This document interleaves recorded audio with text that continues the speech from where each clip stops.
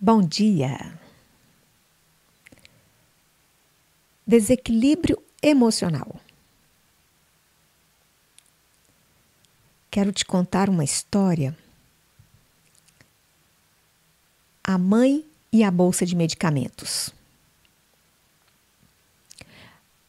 A mãe tem um filho muito nervoso, um filho muito irritado, brigava com todo mundo, agredia a mãe, xingava, não obedecia a ninguém. A mãe dentro do transporte coletivo era uma dificuldade. O garoto dava ordens, queria que alguém saísse do banco para que ele pudesse sentar, criava situações difíceis para a mãe resolver. A mãe muito simplória, não conseguia contornar essa situação. E ele dava crises de raiva e começava a morder a mãe e também se mordia. Era uma situação muito difícil. Era uma situação tão complexa que certa tarde a mãe chegou na instituição e encontrou com a outra mãe que também levava o seu filho para a escola. E elas conversaram.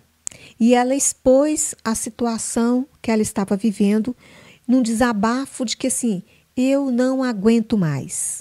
Eu não sei mais o que fazer. A mãe amiga escutou e respondeu com atitude de consolo. Meu filho é semelhante ao seu. Eu levei ele ao médico e o médico passou alguns medicamentos, passou uma receita, foi muito cara essa receita. Então, o que eu posso fazer para te ajudar? Eu vou te dar um pouco desses medicamentos, porque a gente só compra eles com receita, e você vai dar para o seu filho tomar, só assim que o meu se acalmou, que o meu ficou mais tranquilo. Então, você aceita? A mãe de Anderson, o nome que eu escolhi para o nosso garoto, aceitou. Aceitou e imediatamente já pegou lá um pouquinho de água e já deu o medicamento para o garoto tomar. E assim, a mãe começou a carregar essa bolsa de medicamento. Todas as vezes que a amiga dela comprava remédios, dividia com ela e ela agora já estava pagando pela divisão dos medicamentos. E ela começou a carregar essa bolsa de medicamentos. Vejam a que ponto, né, que uma mãe em desespero pode chegar em estar medicando seu filho sem saber do que se trata, sem saber qual é a indicação de fato. Tudo que ela mais queria é que o filho ficasse mais calmo, que o filho parasse de agredi-la, de agredir as pessoas, que o filho desse um tempo para ela. E assim, ela vai levando a sua vida carregando essa bolsa de medicamento. E aí a gente para pensar sobre isso e pensa o seguinte: quantos distúrbios emocionais aquela criança, o Anderson, estava mostrando para a mãe, né? Em cada atitude dele, ele estava mostrando para a mãe que assim, mãe, olha como eu estou. Eu também não estou feliz, eu também estou sofrendo, eu também sinto dor, eu também sinto raiva e eu não sei me controlar. Anderson já tinha quase 8 anos. Então, esses distúrbios emocionais que Anderson vivia, com certeza que eles estavam comprometendo o rendimento escolar. Então, ele apresentava um baixíssimo rendimento escolar. Essa agressividade, essa irritabilidade trazia dificuldade para ele de todas as maneiras, né? Ele não era aceito pelos amigos, ele não era aceito pela professora. Talvez até a própria mãe também tinha dificuldade de aceitá-lo, mas nem ela mesma sabia que era isso.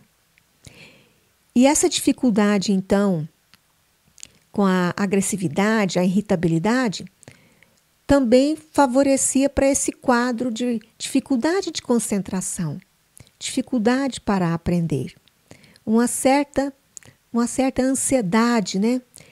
Então, estava dentro do coletivo, não queria ficar. Chegava na instituição escolar, queria ir embora. Chegava em casa, queria sair. Uma ansiedade, uma dificuldade o tempo todo. E ele contando, ele fazendo a sua narrativa em consciência de que forma ele se apresentava, né? E com certeza que esse quadro ele foi agravando. Então ele só conseguia dormir depois que a mãe dava-lhe um remédio. Isso foi gerando esse quadro de maior insegurança, né, dele. A mãe achava que tinha encontrado uma solução, mas ela sequer tinha condições de refletir sobre o que realmente acontecia com seu filho. E o garoto foi se tornando um garoto que mudava. Ora ele estava dopado, com a característica de muita tristeza, de muita apatia, e ora ele estava elétrico, agredindo todo mundo. Então, essa instabilidade emocional trazia uma dificuldade enorme para ele. Ele não conseguia fazer amigos. Então, na hora do recreio, quantas vezes eu pude observar? Ele ficava no canto da quadra. A hora que ele tentava interagir, ele não era aceito, ele começava a agredir. E aí, algum profissional da escola precisava de ir lá, retirar ele da quadra, para proteger tanto ele quanto os seus colegas de escola. É uma situação que, assim, a gente não deseja que ninguém passe por ela. Porque a mãe, na sua simplicidade, ela não tinha noção. Ela começa ela começa a viver isso com o filho, nessa trajetória de levar o filho já para uma escola especial. Ele apresentava tantas dificuldades que ela foi aconselhada a levar para uma escola especial. E fazia um esforço extraordinário para chegar nessa escola especial, né? Ela utilizava 3 coletivos. Imagine, alguém sair de casa com um filho, nessas condições, no transporte público, para chegar nessa escola e para ouvir reclamações, seu filho não consegue, seu filho não aprende, seu filho não relaciona. Eu não quero julgar essa mãe por ter dado um remédio qualquer, porque ela buscava uma solução. E cada um faz o que dá conta de fazer. E é por isso que muitas vezes a gente observa uma cena, um evento, e a gente não pode calar, né? Precisamos, então, de pelo menos ter uma abertura de escutar a história dessa pessoa que está se comportando desse jeito. Porque se os nossos filhos apresentam essas características de desequilíbrio, de distúrbio emocional, nós precisamos, de fato, de identificar. Nós precisamos, então, de ver esses sintomas, principalmente se eles são recorrentes e se eles estão provocando prejuízo para a família, na vida escolar e na vida social da criança. E aí vocês percebem, então, que como essa criança estava vivendo muitos prejuízos. Então, se existe esse sinal, é porque nós precisamos de identificar e tratar.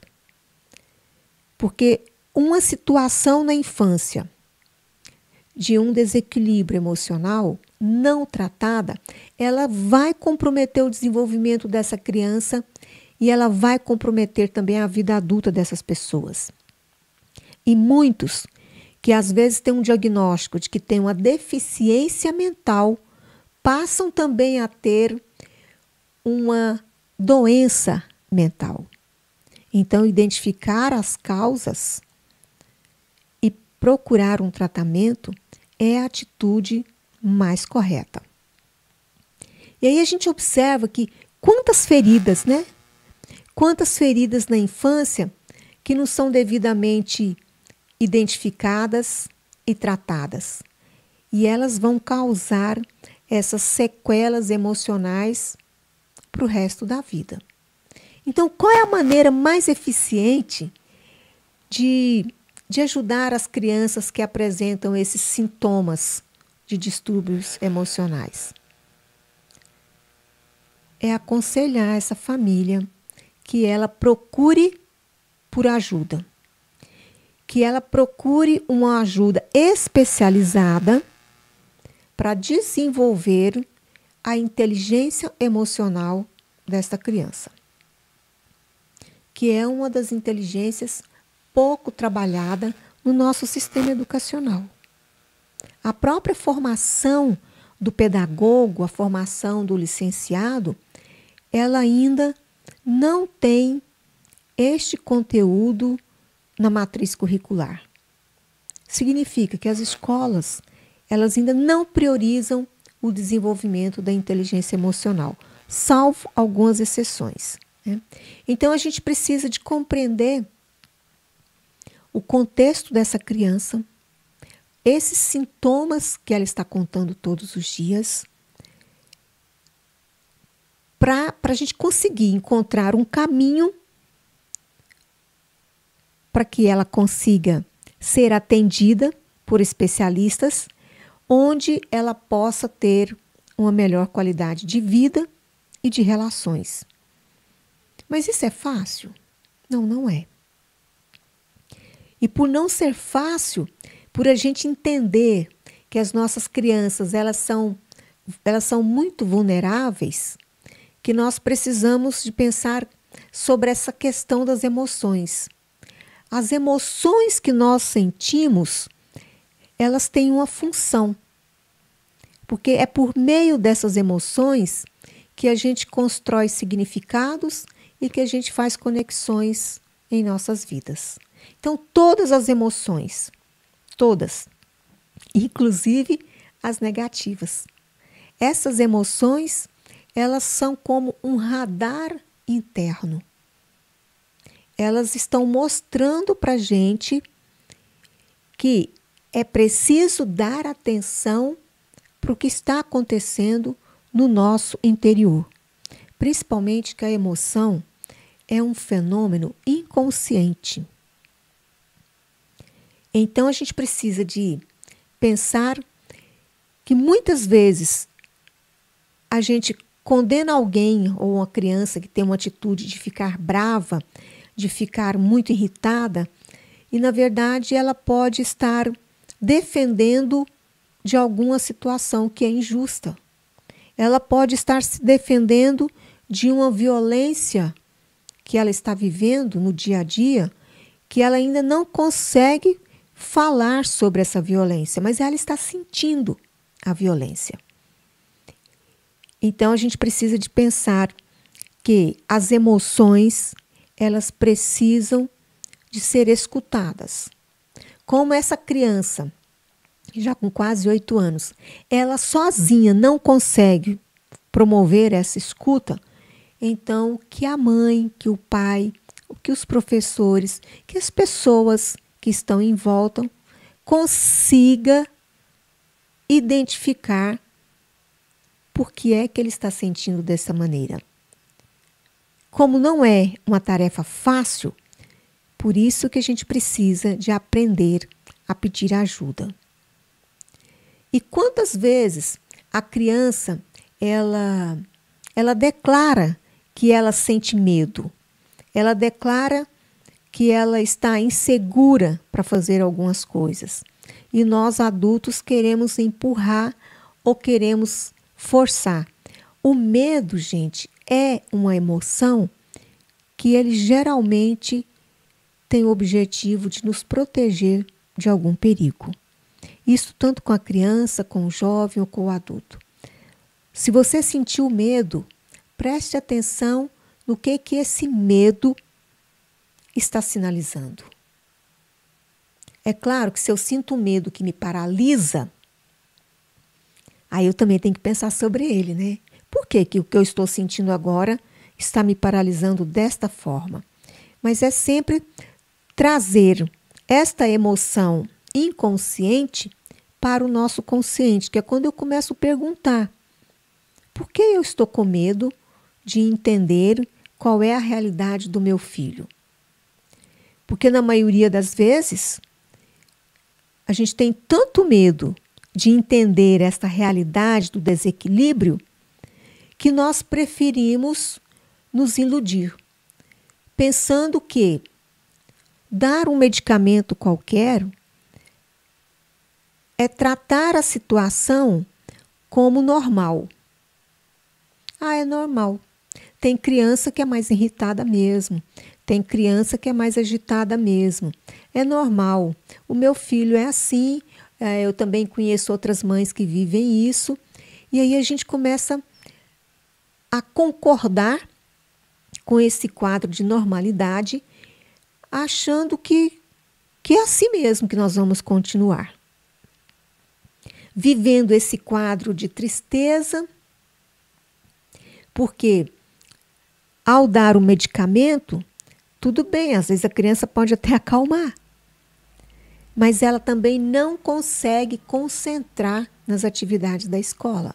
Ela também não consegue inserir no processo de aprendizagem. Ora, se ela está na escola e ela não aprende, então ela está excluída. O fato de simplesmente estar na escola não garante que a criança está incluída. E muitas vezes ela está excluída na escola e ela está excluída também em casa.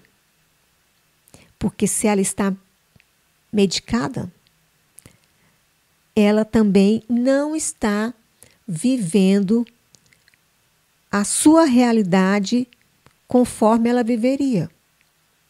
Porque ela está muitas vezes dopada.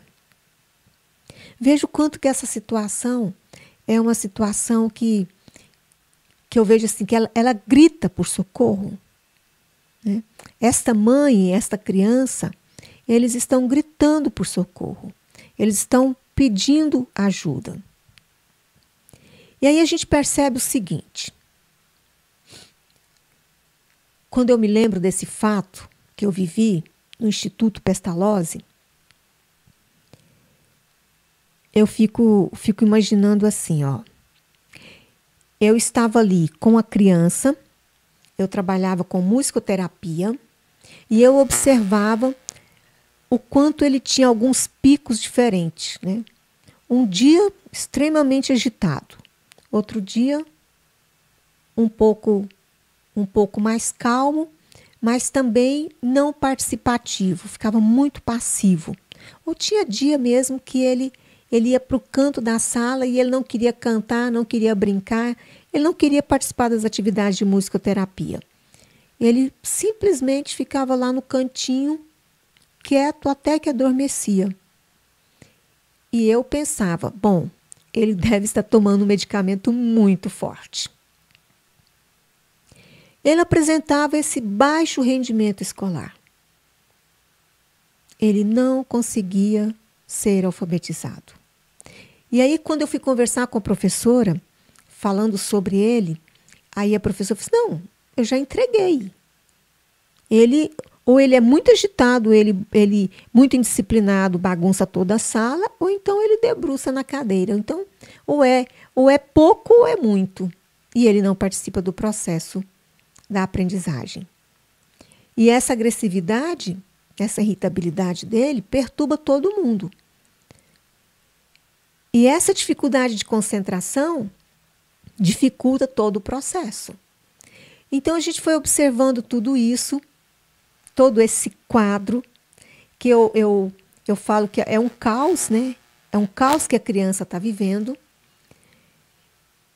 E teve um certo dia que eu estava desenvolvendo atividades pedagógicas com ele. Nesse dia, eu estava fazendo atendimento personalizado e individualizado. Porque quando eu olhava para aquela situação que ele não conseguia interagir com os colegas, eu pensei, eu vou criar um espaço-tempo para que eu entenda melhor este garoto. Então, nós estávamos assim já guardando os nossos materiais quando ele viu que a mãe virou o corredor. Quando a mãe virou o corredor, ele olha assustado e diz assim: outro remédio não. Foi a frase dele. Outro remédio não. E ele em pânico. A mãe chegou com meio copinho d'água, pegou lá uma pílulazinha. Mesmo assim, ele tentando reagir, porque ele não queria aquele medicamento, conseguiu sair dos braços da mãe. E aí ele começa a correr para a escola, e ele esconde na escola, e tem que chamar as pessoas, os ajudantes, para pegá-lo, porque ele pode machucar, porque ele tenta pular a cerca da horta. Ele fazia toda uma confusão para se livrar do medicamento da mãe. Esse dia foi um momento que eu falei assim, chega, agora eu vou ter que conversar com essa mãe. E quando a gente está dentro de uma instituição, as nossas funções, elas são bem demarcadas. O meu trabalho era com as crianças e eu precisava de fazer um trabalho de musicoterapia. Eu não podia me envolver com os pais, já que existia uma equipe que tinha esse objetivo, de trabalhar com os pais. Procurei conversar com a mãe, fazendo algumas perguntas, não sendo muito invasiva, porque senão dificulta o diálogo, né? E eu disse para ela que ela precisava de falar com a equipe multiprofissional para que o garoto dela passasse por uma avaliação mais cuidadosa. Porque ela, quando chegou na instituição, disse que tinha um laudo afirmando que o garoto tinha deficiência mental.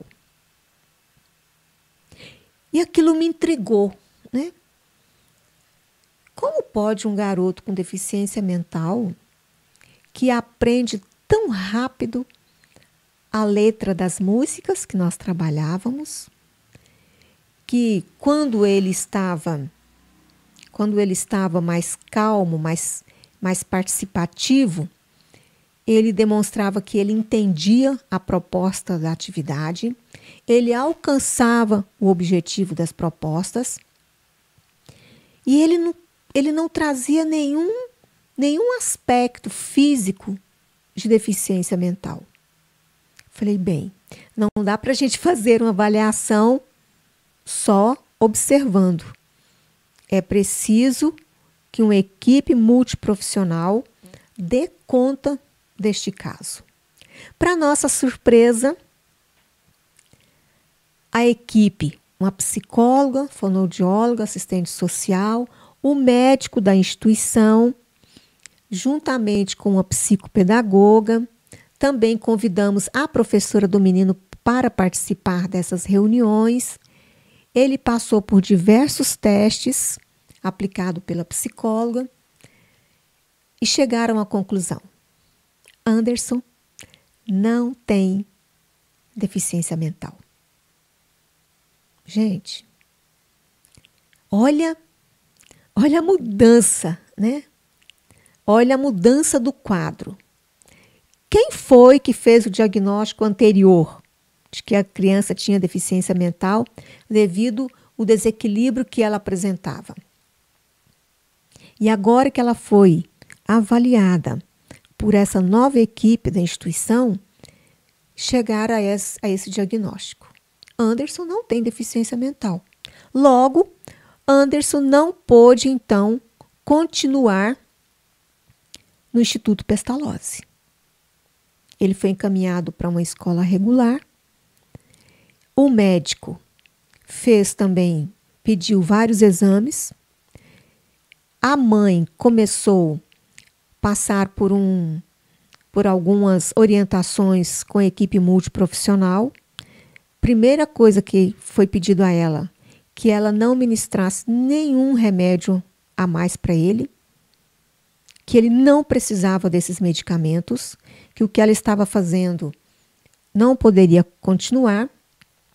Então, ela foi orientada pelo médico, ela foi orientada pela psicóloga, ela foi orientada pela assistente social, ou seja, a equipe multiprofissional teve que fazer um trabalho com o menino e também com a mãe. E, posteriormente, a assistente social também foi até a casa dele para também entender o contexto, o ambiente onde Anderson estava crescendo, para que pudesse tomar algumas providências, né? Então, tudo isso aconteceu. O garoto... um fato interessante. Quando a assistente social vai até a família, na casa da família, a mãe conta que o garoto era extremamente criativo. E aí ela mostra nesse dia que um rodinho da pia, quebrou e ele, com outros materiais reciclados, ele conseguiu construir um outro rodinho para a mãe. Materiais alternativos ali do próprio contexto dele. E ele gostava de transformar os objetos. Ele tinha uma criatividade e esse potencial não estava sendo, então, enriquecido, né? Então, o menino já apresentava talentos e estava numa escola especial, com um rótulo, com um carimbo, com um estigma de deficiência mental. Depois de toda essa saga, né, da equipe multiprofissional, nós conseguimos, de fato, colocar este garoto em uma escola regular. E ele provavelmente deve ter sido alfabetizado e deve ter prosseguido no seu desenvolvimento de uma outra maneira. Sem o rótulo, sem o estigma, sem o pseudo-diagnóstico de um deficiente mental. Então, queridas mães, queridos pais, um olhar atento pode mudar a vida das pessoas. Um olhar. É você olhar para um evento e pensar que este evento, ele também tem conexão com a sua vida. Esse evento está te contando, ele está te dando informações que a gente precisa de prestar atenção. Muitas vezes a gente fica muito resguardado. Isso não é meu filho, não é minha vida, não é minha situação. E eu penso que o nosso olhar precisa de ter um outro viés, né? Que é aquele olhar que ilumina, que é aquele olhar que vê outras possibilidades. Então, ao olhar para aquela criança que se espantou, que recusou a tomar mais um medicamento, foi o gatilho para que a gente pudesse tomar todas essas providências. E como eu sou grata às experiências que eu vivo, porque eu aprendo com elas e eu aprendo o tempo todo que o que chega até mim é para ser visto, é para ser escutado, é para ser aprendido. Então, essa foi uma experiência que eu vivi no Instituto, uma das experiências que eu vivi no Instituto Pestalozzi, em Goiânia. E pena que a gente não tem um sistema para a gente acompanhar o desenvolvimento da criança, né? Hoje em dia, o Anderson já deve estar com mais de 20 anos, provavelmente já está cuidando da sua vida, já está levando uma vida mais independente dos cuidados da mãe, mas com certeza que ele vai sempre lembrar da bolsinha de medicamentos que a mãe carregava. Que nós possamos jogar as nossas bolsinhas de medicamento fora, se assim for necessário. E que possamos mudar o nosso olhar, para que a gente possa ver o que é bom, o que é bonito, e que a gente possa ver a beleza dos encontros, a beleza do nosso encontro, a beleza de todos os outros encontros, porque são neles que nós nos transformamos. Paz para você. Obrigada pela companhia.